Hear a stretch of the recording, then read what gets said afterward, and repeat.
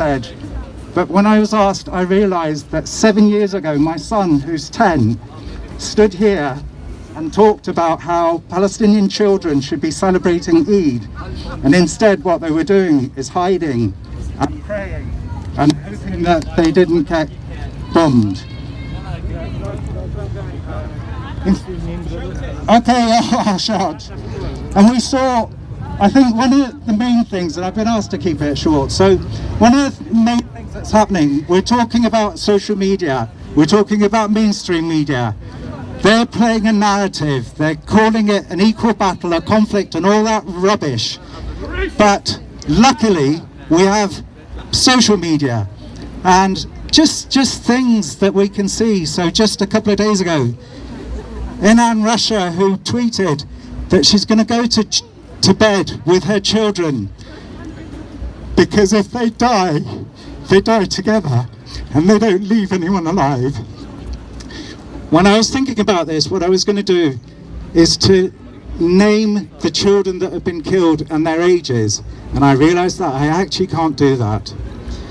We can see what's going on, we can see it. Recently there was a clip of people in Israel being interviewed by Abby Martin, a journalist from the USA, and they talked about these people need to go, these people need to leave, these people, the solution is to bomb them all. And the people who are speaking spoke in different accents, and they're calling that home. I know the IHRA says that calling Israel a racist and never is anti-Semitic, so I won't call it that, but there's apartheid based on race, but I'm not going to call it racist. And we now have reports and decisions. The Human Rights Watch has named it apartheid B'Tselem. An Israeli human rights organization has called it racist. I work with children. I communicate with social workers in Palestine. They talk about the daily terror, the trauma that children are being brought up in. It's not like walking down the street and worried about being run over. It's walking down the street wondering whether you're going to be alive at the end of the day. So what I urge that we all do is, 7 years ago we did this, we've been doing it for a long time. Now we can see what's happening, we can see through the lies.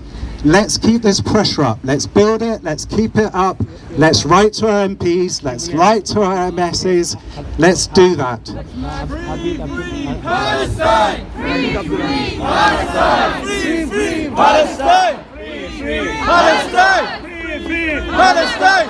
Free, free Palestine! From the river to the sea! Palestine will be free! From the river to the sea! Palestine will be free! Free, free! Palestine! Free, free! Palestine! Thank you.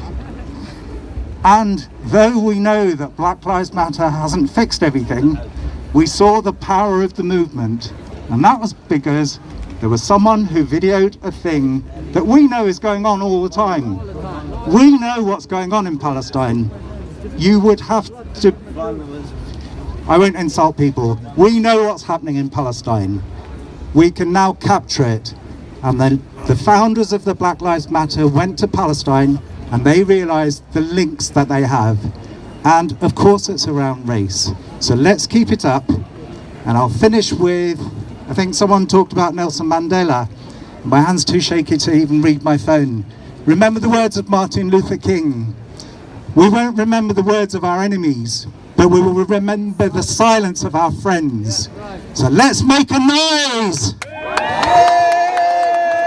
Netanyahu, you will see, Palestine will be free! Netanyahu, you will see! Palestine will be free! Netanyahu, you will see! Palestine will be free! Free, free! Palestine! Free, free! Palestine! Free, free! Palestine! Free, free! Palestine!